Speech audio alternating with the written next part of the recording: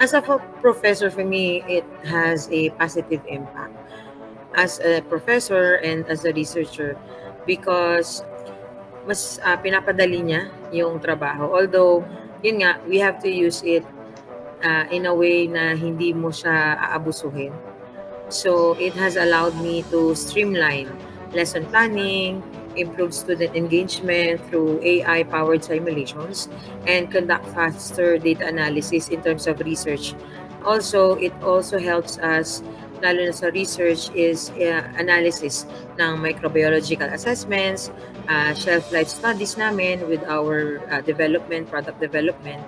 In food processing, AI also offers great potential in optimizing production flow because it's very important sa amin sa food processing and minimizing waste because in food processing marami kami masyadong waste. So AI helps us to how we can manage to utilize our waste para mas maging value added product pa siya.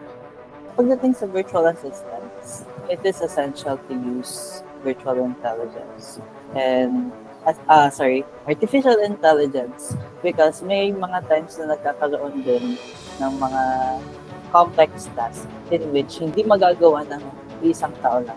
So for example, kadalasan sa mga virtual assistants, pinapagawa sila ng mga blogs in which kailangan around 1,500 words and hindi yun kaya ng isang virtual assistant in just around 1 to 2 hours lang. And syempre madami pong mga ibang tasks such as yung pagsasend ng emails to potential na mga, let's say, around customers like that. Tapos kailangan mo pang tignan yung times mo, meron ka pang kailangan asikasuhin na emails, meron ka pang kailangan asikasuhin ng mga video scripts, something like that. So, kapag gumagamit ka ng AI, for example, ChatGPT for the structure of the blog that you're gonna be writing, tapos kapag gumamit ka pa ng pwedeng Grammarly for punctuation check and grammar check, tapos pwede ka rin gumamit ng GPT-0, yung mga alam natin na mga AI na detection so that ma-minimize natin yung influence ng AI pagdating doon sa ginagawa natin. And even though gumamit tayo ng AI, meron pa rin tayong touch as a virtual assistant doon sa ginawa natin.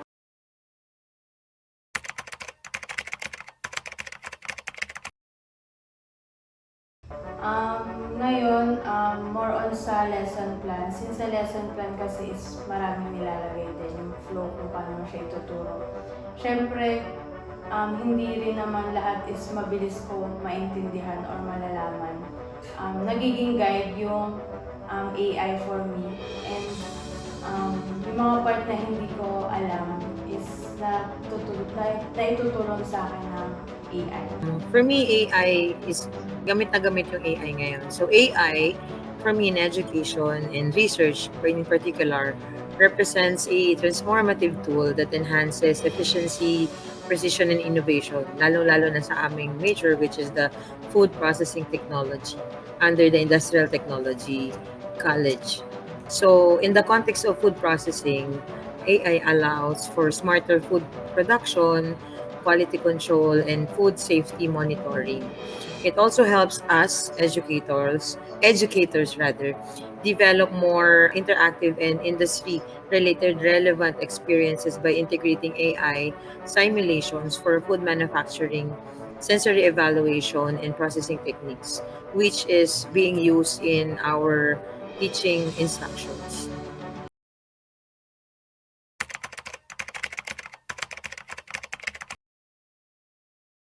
Feeling ko both siya. Kasi nakaka-enhance ang productivity ang AI. And syempre, nakaka-replace din siya ng human expertise in a way. Pagbibigay ako ng example, which is sa medicine. So, nagkaroon ng AI na yung AI na yun is nakaka-detect siya ng cancer cells years before siyang maging stage 4, stage 3, or yung sobrang makikita na, visible na yung signs ng cancer. So, yes, isa yan sa mga expertise na kailangang maaral ng isang professional. And yes, nai-increase yung productivity ng mga professionals na gumagamit ng AI. And yes, unfortunately, sa sobrang lakas at sobrang accurate ng improvement ng AI, unti-unti niya lang napapalitan yung iba't ibang mga professions na once hindi matutumbasan ng computers. For example, teachers. So, kapag meron kang teacher, syempre, siya magbibigay ng karunungan sa'yo. Pero, with the use of AI such as Google, madali mo lang makukuha yung mga sources na yun, yung mga information na yun. So, both siya para sa akin. It can increase productivity, but it could also place human expertise.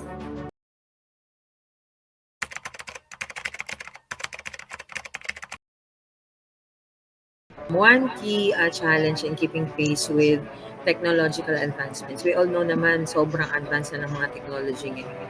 Parang nagagawa na niya lahat. So, especially when accessing yung mga state-of-the-art AI, me particularly, hindi ako masyadong techy in terms of this. So, yung AI, parang, yeah, I'm familiar with it, but I'm not really a user. Okay, so there's also a concern yung over-reliance on automation and sa mga AI. So, I always tell my students na I am allowing AI given that they are all only using that for guidance.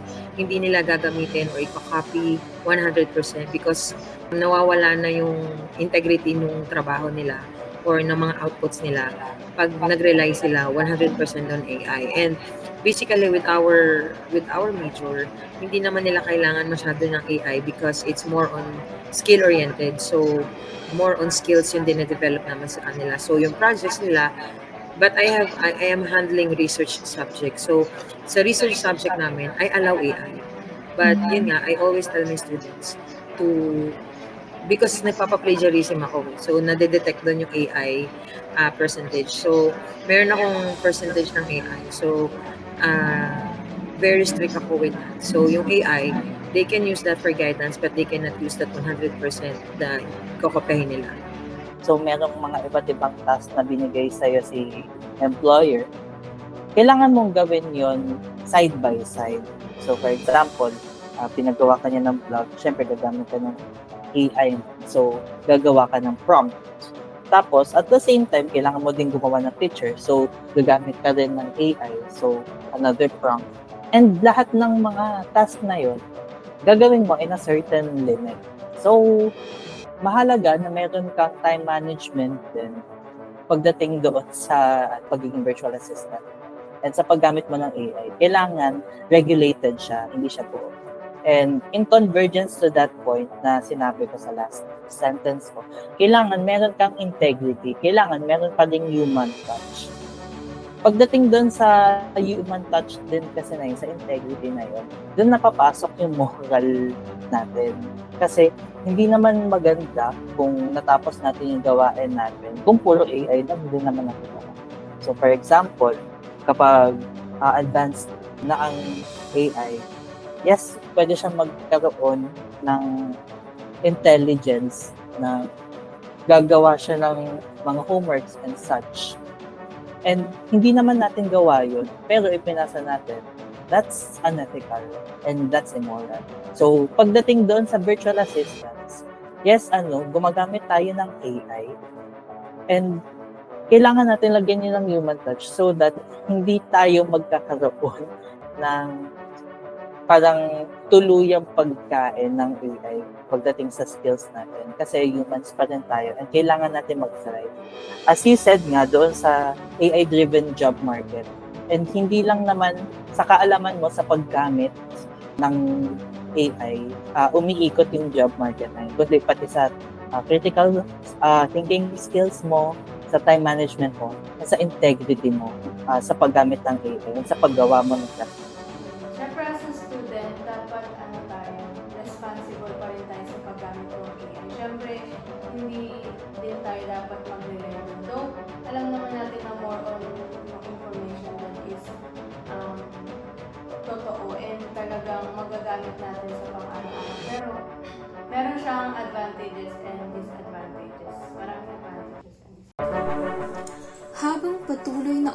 lumalawak ang teknolohiya, lalo na ang artificial intelligence, mas nagiging bahagi ito ng ating araw-araw na buhay. Mahalaga na gamitin natin ito sa tamang paraan para makatulong sa kapwa, mapadali ang trabaho, at makapaghatid ng positibong pagbabago sa lipunan. Sa huli, ang AI ay ginawa ng tao, kaya't nasa tao ang desisyong gamitin ito para sa ikabubuti ng lahat.